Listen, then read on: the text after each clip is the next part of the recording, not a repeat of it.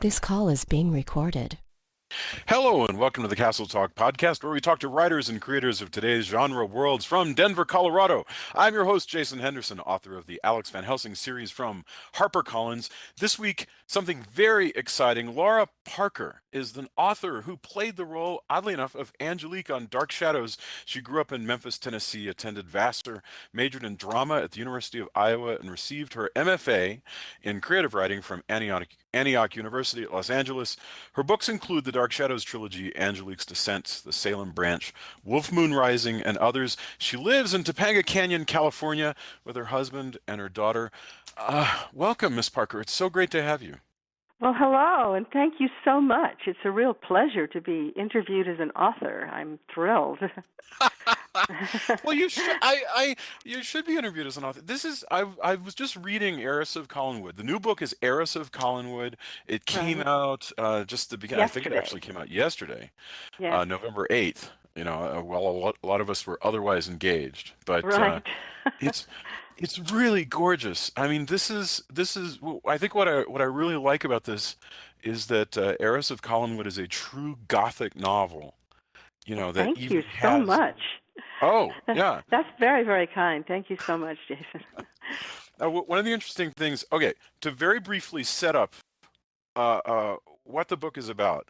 So, for those people who know Dark Shadows, the book Heiress of Collinwood actually reintroduces a major character, and I'm going to ask you about that. But it reintroduces a major character, Victoria Winters, who Right.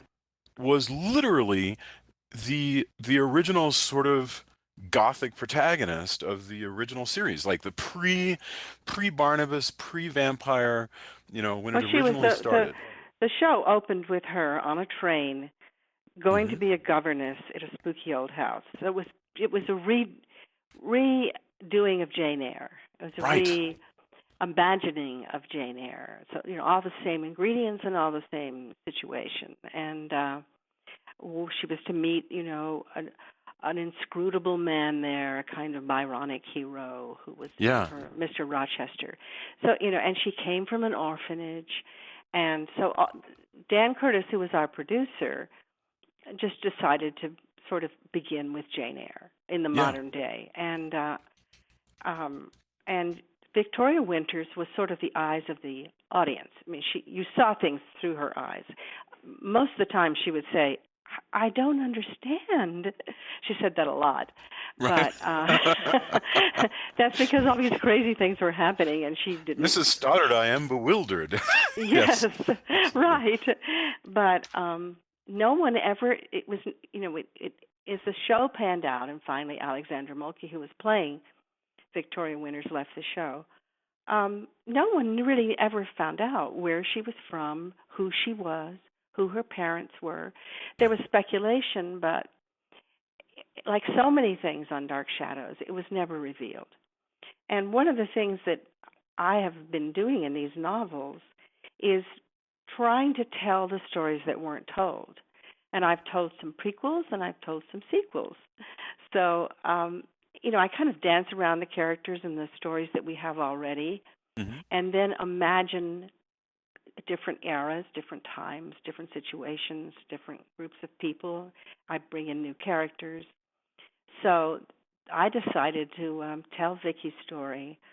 Someone actually gave me the idea that she would come back to Collinwood and find the house empty. Yeah. Everyone would be gone. And In I fact, that's the really plot of I the loved book, that right? idea because it meant I didn't have to describe all those characters for the fourth Yeah. time.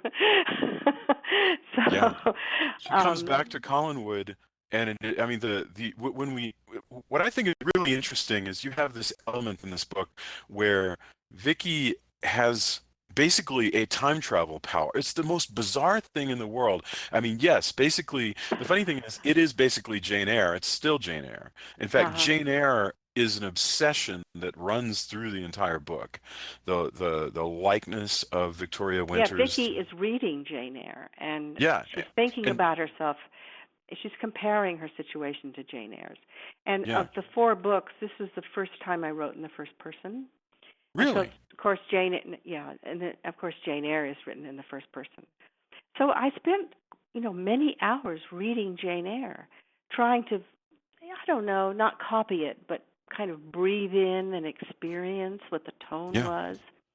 And I thought, my God, Jane does so much thinking, pages and Yes. pages and pages of thinking. So I kind of branched off in that direction. It was really fun to write in first person. It's a challenge. I But I was think that's so right as far as the I want to ask you about writing in first person actually, but as far as the use of Jane Eyre, I think that's so right for a book that is trying to harken back to what made Dark Shadows special, for instance, uh, because that book is kind of where Gothic literature springs from. I mean, without Jane Eyre, there wouldn't be Rebecca, right? You know, yeah, Daphne, well, yeah. what the heck would Daphne du Maurier have done without Jane Eyre existing? What Well, would? yeah, I think the Bronte sisters were very early on. They weren't the first. Well, You know, okay, fair enough. I think But probably Frankenstein, but they were very, and it was a time when Gothic romance was happening in the world. I yes, mean, this was going on, and women were sneaking these books into their bedroom and hiding them under their pillows because their husbands didn't want them to read them. So yeah. it was just as the novel was actually emerging in literature, and so many of them were about the supernatural or something spooky, and so But the notion of a young woman coming to a great house, meeting this obstinate owner who has secrets, and she becomes mhm, kind of a special person who can move between the servants and the owners and slowly wins his heart. That's Gothic romance. I mean, that's like mhm, it that is. is the template, right? And that's Jane Eyre Yes, to me. yes, I think you're Um, right. Yes. but it's what you've got. Did you come up with this notion? Forgive me for being ignorant, but Not did at you come all. up It's with this fine. notion that Victoria can move between eras just by sort of? I Dying? don't want to spoil too much, but that she can die and move She between dies. eras. Yes. Well, the first one was in place on the show when Okay, she was she she very much against her will took part in a séance with all the other right, Dark Shadows characters holding touching fingertips around the table, sure. and they tried to go back in time to talk to Sarah, Hmm. and none of them made it except Vicki, who had nothing to do with the situation and wasn't even involved and didn't even care really. She was just kind of Uh-huh. roped into it, to be one of the people who sat around the table. She got sucked back in time, and Mm. she got sucked back to 200 years earlier, and because she had modern ways and a modern dress, and people began to think she was a witch. So she was hanged, and at the moment that she died, she came back to the present She day. jumps back to present. That's brilliant. That is such Yeah. a neat No, I device. didn't make any of that up. That's on the show.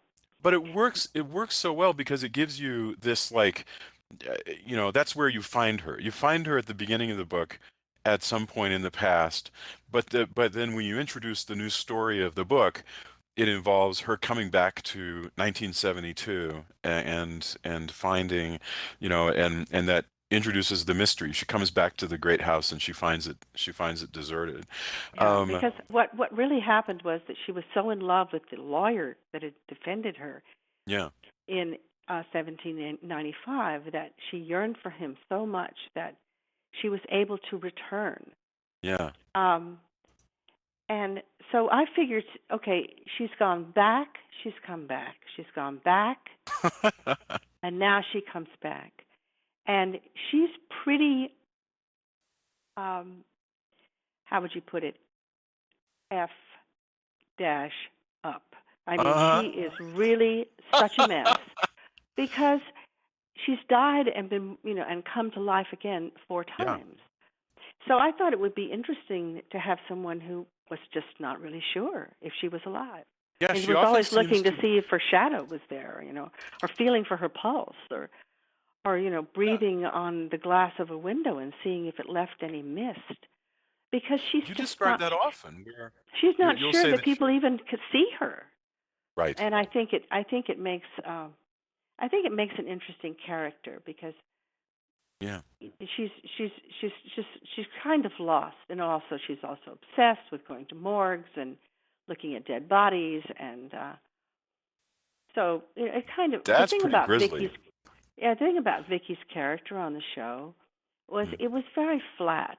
She didn't Yeah. really have much of a character, so I thought, well, I think I'll give her a little drinking problem. I think I'll make her a little bit too flirtatious. I'm going to give her I'm going to round out her character.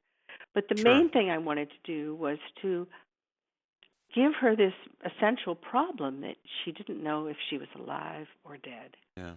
And And she's she was also solving a scared. mystery. I mean, there's the main mystery of why is this great house called Collinwood? Why is it deserted? Why is the family missing? What's going Right. on? But there's Right. also the mystery of who am I? And you actually, I'm not going to spoil the mystery, but I will say this: you answer that question. The Yes, question I do. gets answered in this Yes. book. Who the hell Yes, is Victoria there are a Winters? few red herrings, but that's true of any novel. Yeah. I mean, it's pretty exciting to me because I've watched the first like 15 or so episodes of Dark Mhm. Shadows, and I I love it because I love how just what a great picture of the mid 60s it is. So it's so Yeah. neat to have that to have that come around. Can I ask you this? Was it fun, writing in 2015, 2016, I don't know when you started working on this particular one, but was it fun or interesting to try to recapture 1972, this idea of Maine in, what a different world that is? Well, yeah, I was very much around in 1972, and I remember a lot of things about it very well. So I didn't, but I didn't really go for what kinds of car they drove or what her dress looked like. It was just it was a time that I was those were the years I was on Dark Shadows. So Sure. Oh no, for sure. No, I just mean there's something. it was fun. Yes, as you said, is it fun? Yeah, She's it got was a lot of no, fun. there's no cell phone. If she's Mhm. out there in the woods by herself, it's not like she can like, there's, she can't flip open a Galaxy S7 Right. and No, there's no cell phones. You're right. There's no computers. It makes me. She's doing her research. She's plowing through the stacks in the yeah, library, just as we used to do when we were in school, because right. they didn't used to they didn't have Google, so she couldn't Google the Collins family. That's my favorite So business in old movies actually is when somebody has to go and research something and they get on the microfiche machine, and they're like fiddling around or going to the newspaper morgue where they just literally have all the old newspapers. oh Um, right, I mean I can remember plowing through those, or as you said, looking at the films yeah, and writing my papers when I was in college. And yeah. And that's gone. I mean, oh, it so was to hard too. me, It was doing research was hard. sure. Oh no, this is better to some extent. Yeah, this is a better, but it's it's there. It's fun to sort of look for me. That's the wrong word, but it's really interesting to look back and see how somebody would just get through their everyday life and how many tiny little details, are going to be different. Her character is born in 1947, Uh-huh. and uh, Right. and it's I don't know. But she doesn't know. She doesn't know who her mother and father were. She doesn't That's know where right. she came from. And Yeah, in fact, I don't even want to reveal too much. this isn't really giving anything away. Yeah. She No. gets this letter that says she has to come and meet with this lawyer, and he tells her that she has inherited Collinwood. Yeah. All she has to do is claim it with her birth certificate or proof, of who she is, which Right. she cannot do. She has no way of doing that. That's why And she she has to tells him that prove. Yeah. she doesn't know who her parents are, and he says, "Oh, what a shame, my dear. I guess that Collinwood can't be yours." Oh my And God. so she starts out. She's actually something of a sleuth. She starts out trying to figure out how to find out who she was, and she's always wanted to know, of course. But this time she decides she's going to pursue it in earnest and try, track down every single clue. And Using her new abilities as a reporter, for the yeah, first she's time. now a reporter, Yeah, so she's interested in doing investigation yeah. and interviewing people, and as you said, going to the library and going through the stacks and traveling around and seeing people that she hadn't seen since she was a child. And it makes for some really, I think, wonderful scenes, because I think the reader is always trying to figure, is right there with her. Will she find out? Will she find out? Yeah. Will something be exposed? Oh, And then I love that stuff. there's And you've also the got fact that letters, she has you've got she she articles.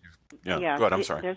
there's also the fact that she has this man that shows up in her life who so resembles her earlier lover, and she's vulnerable because she's a young girl, like all young girls. She wants to meet the love of her life and Hmm.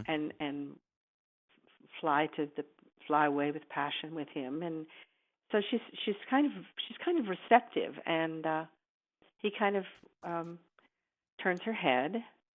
And one of my favorite types of movies and stories is Yeah. the you know the the crazy making guy who is really, really sweet to you, but he's trying to kill you when you're not looking.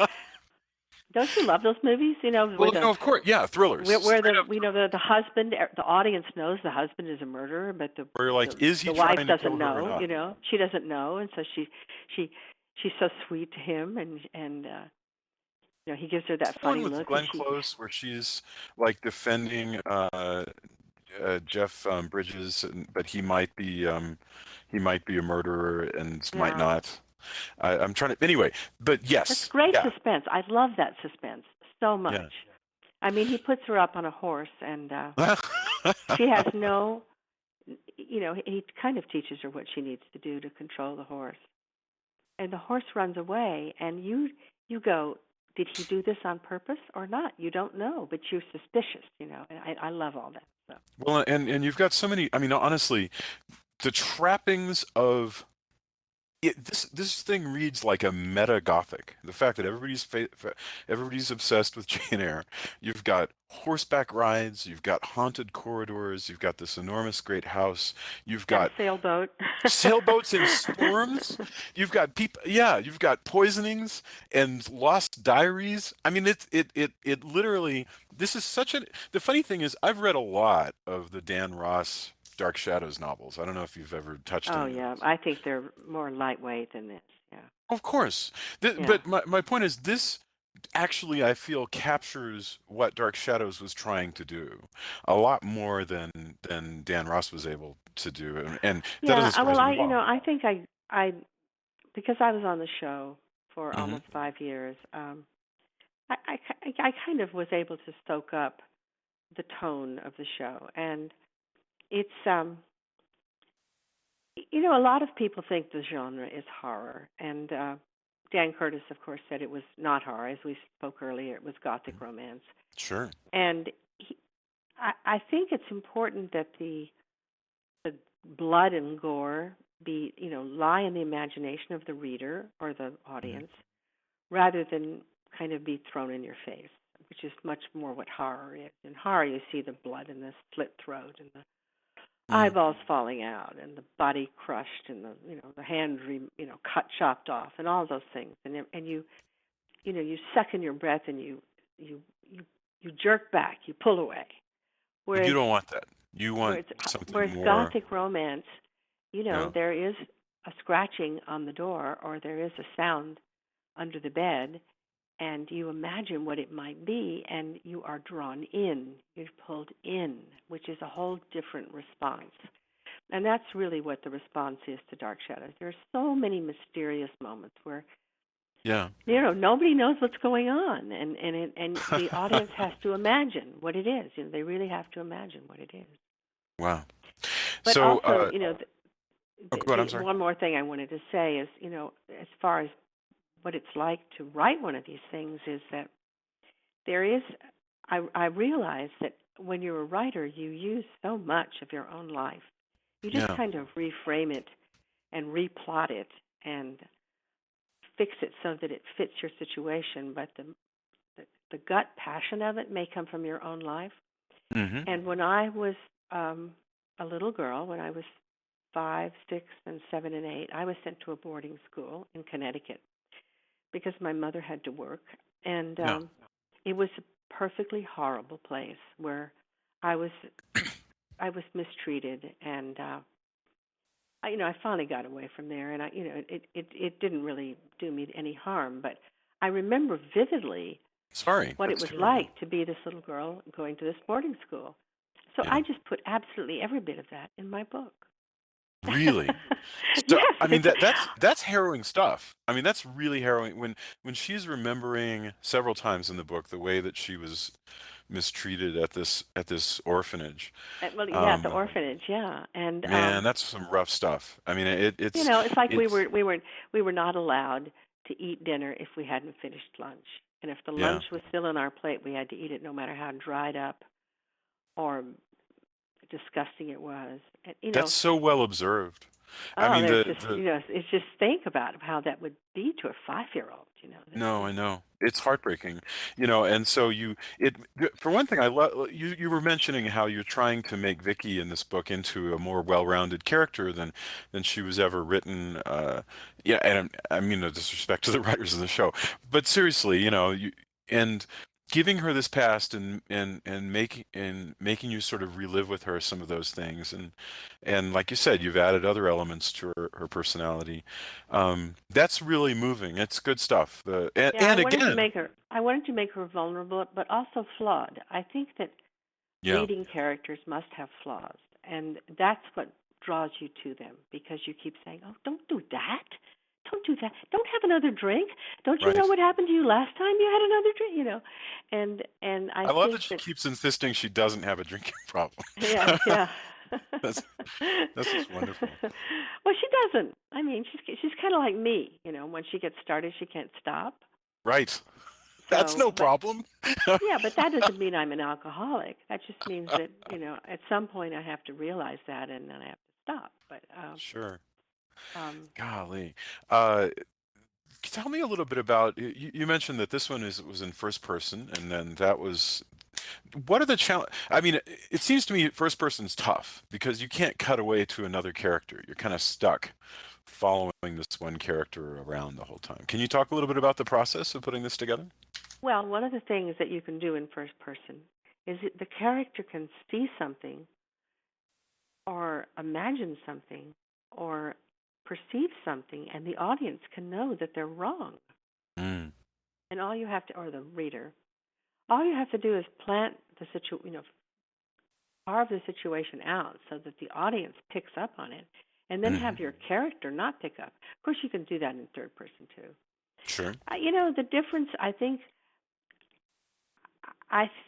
think that first person is just it's freer in the sense, as I said earlier, in the fact that your character thinks so much, Mm. and they can go through a series of responses, um, guilt, um, worry, uh, shame, anger, almost a phrase at a time. They can spin through all these different moods.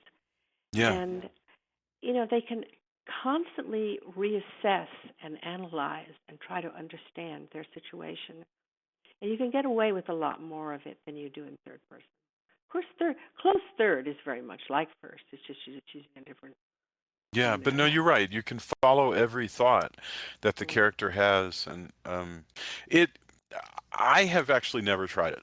I mean, I've done like I don't know. I've published like 9 books or something. I've never attempted first person ever. Well, you should try it. No, you should. You definitely should because I think you'll enjoy it.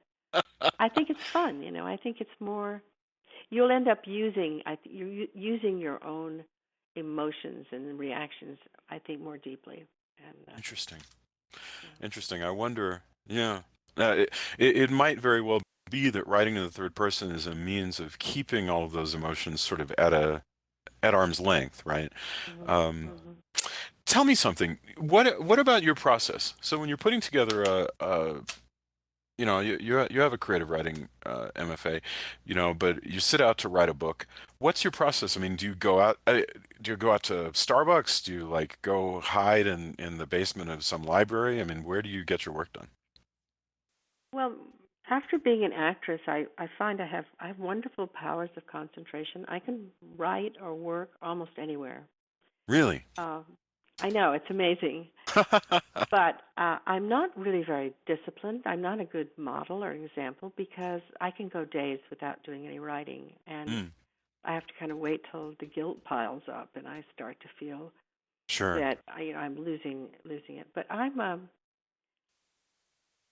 as far as my process, I'm very old-fashioned. I have a board with um, 2x4 cards, and I plot it out, and I do a, essentially the opening hook, Hmm. first act ending, the midpoint, second act ending, and the what you call the chase, which is the Sure. kind of gathering momentum, the rising action of the piece. So this is a Sid Field outline you're doing, basically. Yeah, This it's is very much Sid Field. I mean, whenever you take screenwriting, they tell you what to do this and what page you should do it on. sure. And And so you're just expanding that to be the length of a book, and then well, filling. and one of the things that Tor requires is an outline. So Hmm. you have to write an outline because I don't think they're not really in favor of giving someone a lot of money and then they had an idea but they didn't have a story.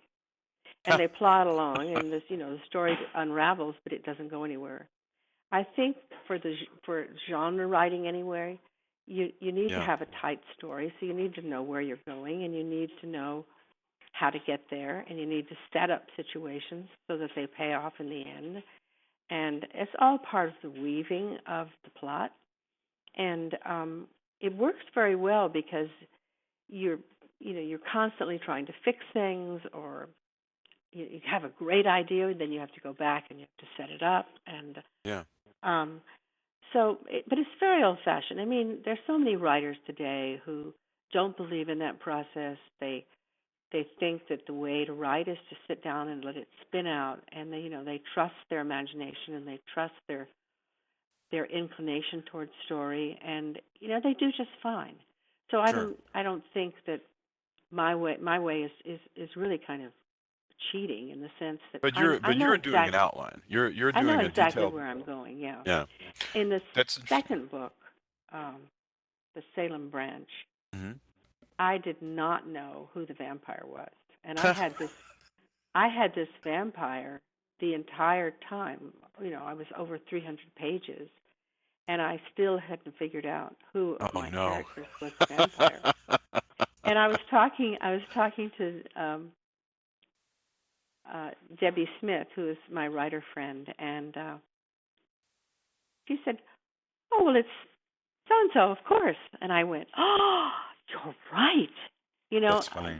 I hadn't any idea who it was, and she put her finger on it instantly, and it was wonderful. She was exactly right. She came up with the absolute perfect person That's really great. to be the villain.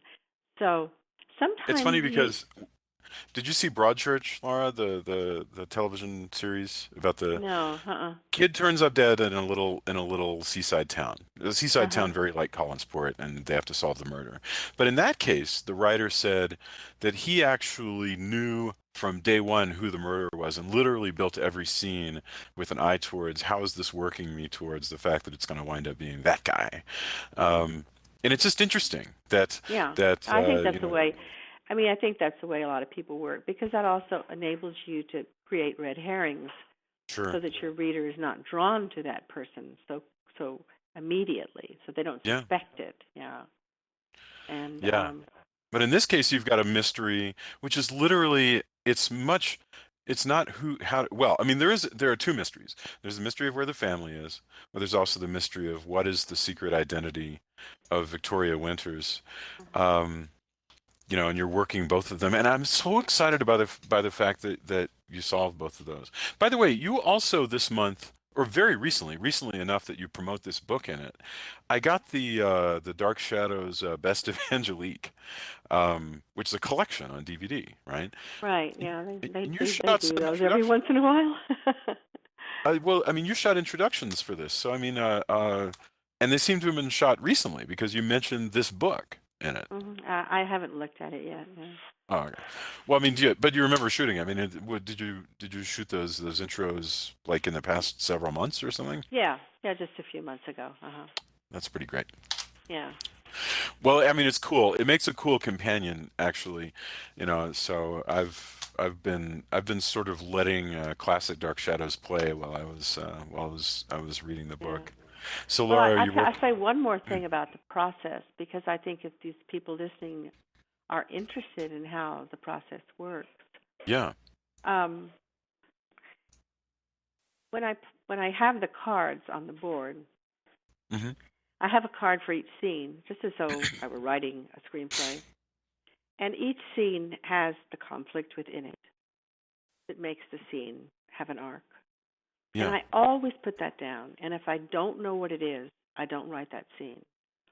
And I think it energizes the process to always know, what Wait, say that is again. Every going. scene has a conflict in it. Is that what you said? Yeah, I mean, it Yeah. goes from, for instance, they're arguing about something, Hmm. and they start at one place and they end up at another, which is an arc, Yeah. because of the argument.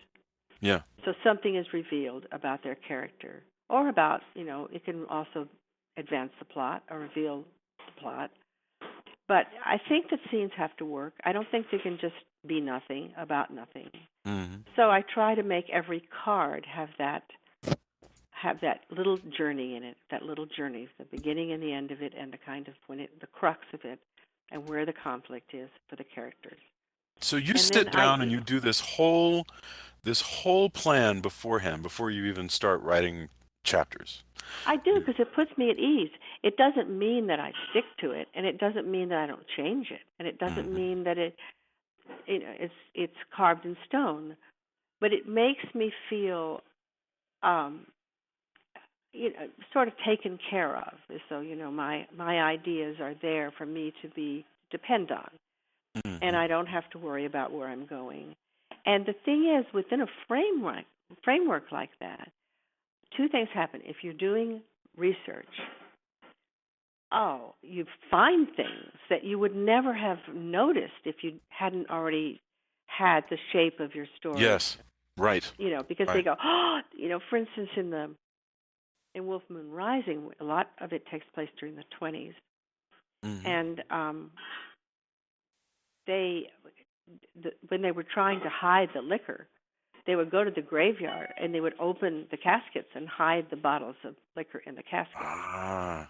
Well, I just read Wow. this, I was just reading about the 20s, and I thought, they were just talking about how they tried to get away with storing the liquor until they could sell it. And they'd hide it under the floorboards of the car, and they'd hide it in the basement, and they'd hide it in the girls' bedroom, and they'd hide it. They'd go to the graveyard, and they'd hide it in the caskets. And I went, hide it in the caskets? Brilliant. Now, Barnabas, our vampire, slept all through the 20s. He was sound asleep. Hmm. Oh, I'm thinking, well, what if they were to open his casket, just to hide the liquor, and out comes the vampire. So I was so excited when I thought of that, and it just happens because of the fact you've done a lot of the framing, so that things can slip into place as your imagination works on your story, and the two things really complement each other. That's really One lovely. keeps you safe, and the other, enables you to have some free thinking, free thought. It's like improvising on the piano after you've practiced your scales. I like So, that idea of discipline that then is embroidered with creativity, which, as you said, when you're working in a genre, is kind of something that you owe to this particular art. Um, it's a one. so, what's your plan? Go ahead. I would tell anyone to try their hand at writing horror, Hmm. because it is a really fun genre to work in. It really is. If you're if you know something about it, if you've experienced it enough. I mean, I don't think I would write a Western because I don't think I know enough about Westerns, but I might write a mystery. So Mysteries? Well, but you were already writing mysteries. In other words, so kind for of you, mysteries, yeah. well, to that extent, writing a mystery as opposed to the horror you're doing just means writing one of these and then taking out the supernatural stuff. It's but of course you could. Well, I mean, well, and in fact, if you don't mind my asking, are you working on anything now? And what's next? I'm taking a vacation. No, I keep telling myself I'm going to get to work on my short stories, which I have about 20 short stories, and I'd like to try to get them published. Yeah, But they're literary; they're not genre, so which is a whole that is different a thing. challenge. Yeah, it's a whole different thing. Well, I am Much more so subtle. excited, though. I mean, Oh, you're so sweet. Thank you so much. no, I mean it. I am a huge fan of Gothic romance. Dark Shadows has a huge following, but I don't even think that you would need to be familiar with Dark Shadows to get a lot out of this. I think if you dig Gothic romance, and maybe that's the wrong word. If you dig Gothic, then I think that you would wind up digging this book. Yeah, I mean, I know what probably one of my main sources Mhm. was let's see, Shirley Jackson's The House, Oh yeah, talking about the Haunting of Hill House. The Haunting No, Hill House. Yeah, is that the one you're I thinking went of? back and looked at that a lot because in this book the house is haunted, There's ghosts. and I just Yeah, I looked at all the different ways that blood shows up on the wall and yeah. the clothes are missing from the drawer, and there's It's writing funny, on the the wall. kitchen, you make so much, there's so many strange visions in the kitchen, and that absolutely reminded me of the kitchen in The Haunting of In The Hill Haunting of House. Hill House, yeah. And also Hell House by Richard Matheson. I don't know if you've read that book, Yeah, but but yeah. it's a wonderful book, and it's kind of a hard book to figure out. Mm.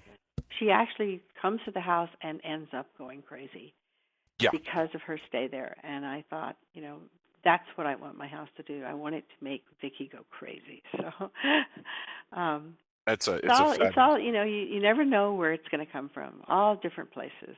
Uh, What's your own there's life, actually or there's a Shirley Jackson short story called, I think it's called The Lovely House, I think. Where yeah, it was The Lovely House, and it was, this young lady goes to stay in a great Gothic house. Again, she doesn't live there, she's a visitor just like us. And it's yet another ghost story, although it's a short one. It's so delightful. I well, mean, The Lottery is, of course, her oh my her God, claim yeah. to fame. Yeah, I mean, Sure, but if you I've taught high school and English and college English, and I almost always have you teach that. really? I almost always teach that story because most of them have read it, but they've forgotten it, or it always has Yeah. a tremendous impact. So Oh yeah, my daughter just read it recently, and she was really, really disturbed by it, honestly. yeah, it's very Um, disturbing. It's supposed to be. yeah, yeah. When it comes to the Gothic idea of the great houses, those two, Lovely House, certainly The Haunting of Hill House, even more so. I think that's kind of a genre definer. Oh, there's just Um, nothing more evocative than a great big house with lots of rooms and yeah, corridors and closets and I think that's you know. why people keep going back to Dark Shadows. Is That's one of the reasons. And they adore that house, and the fans go and wander through it it's a and real take house? pictures. Hmm? Forgive me for being stupid, but it's a real house. This is Oh yeah, it's Collinwood a is real a house. It's a good real Lord. house. Yes. That's but the house in the movie, the house in House of Dark Shadows is not the same house that we see No, in the that house is out here in Los Angeles. Is that so? Yeah, The one in the movie. right. But Uh, that great house in I don't know Fog, the name of that house, do you? the foggy house that's seen in the House. television series, I really had The no idea movie that was was a real made. house. That's interesting. Beautiful. Greystone. It's called Greystone. That's the Wow. Greystone is the house that it was used in both the the second Dark Shadows movie, Sure, Night right? of Dark Shadows. No, I'm wrong. Greystone was used in the second series, the nighttime Oh, series.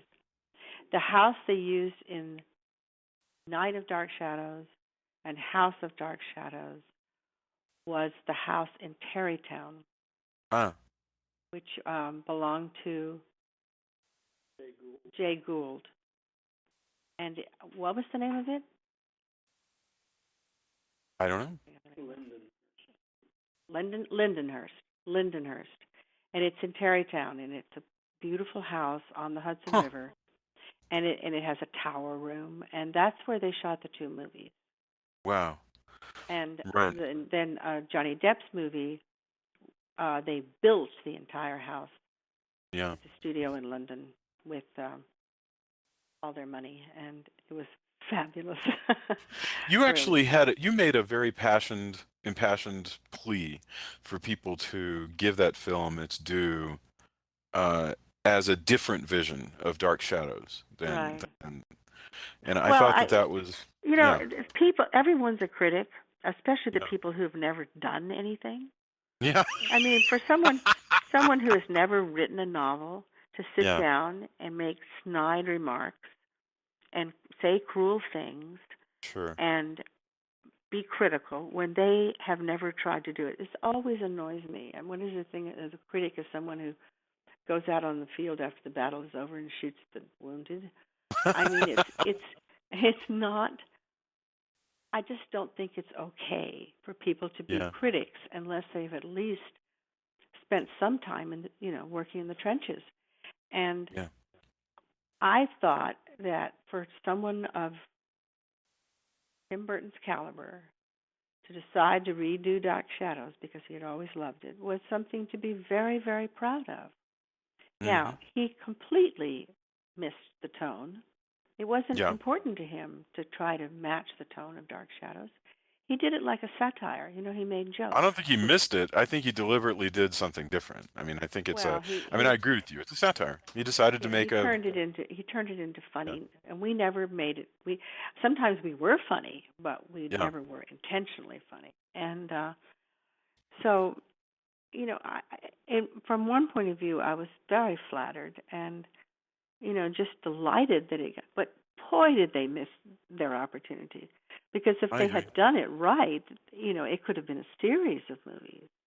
There's so many Yeah. stories, Dark Shadow stories. I mean, they could have gone on. They could have been another Pirates of the Caribbean, with all the merchandising. And I mean, they really missed, I think, an opportunity to use something that was, um, you know, full of juice, great stuff, so many layers and levels, and I think there's still room. There's still room, Lara. I mean, room for and what?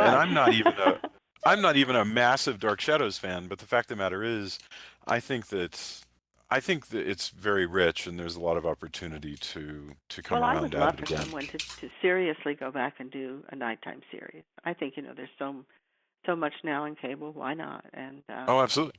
No, no, I agree completely. I don't even know who controls that anymore, but yeah, absolutely. well, it's Especially Dan given, Curtis's estate. It's called Curtis mm, Holdings. Yeah. yeah, and it's funny, Dan Curtis, I found so fascinating. I was working on I have a book recently that takes place in the 50s in Uh huh. Laguna Beach, and I actually had Dan Curtis show up, not by name, but this guy who's fleeing just sort of ground level anti-Semitism in Kansas, which I think is where he was, and came Ah, out yeah. came out to Los I like Angeles, it. and That's an interesting topic. Yeah. he had this vision. He had this Mhm. vision of a girl on a train, and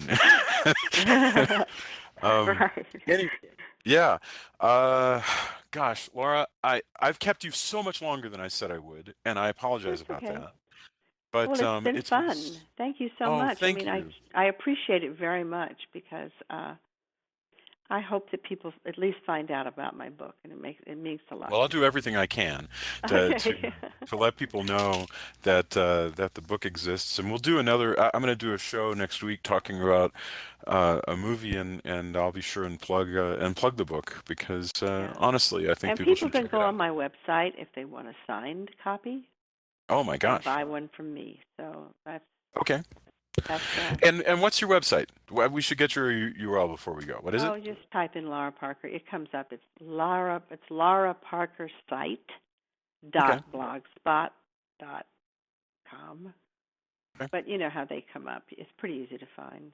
Oh yeah. I mean, I found your essay about the movie, so yeah. Yeah. Fabulous. Well, have Okay. a fantastic evening. Thank you so much for calling in. I Thank you appreciate so you. much. I really enjoyed it. Thank you so much. Oh, Okay. absolutely. Have a lovely evening, and we'll hopefully we'll get a chance to talk again soon. Bye. Okay. Bye.